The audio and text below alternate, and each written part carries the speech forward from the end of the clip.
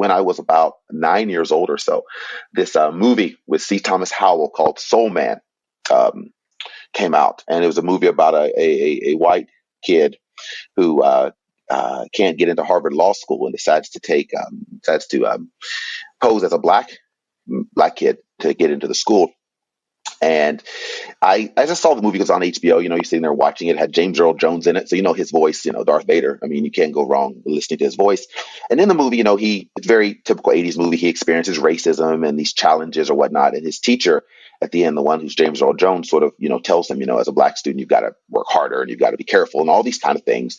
And eventually, he comes out as saying, you know, he goes through these situations where, as a black student, and I remember the first time I played basketball. Harvard Law School has a gym behind Harvard Yard, and I remember there's a scene where he's in the gym, and because he's black.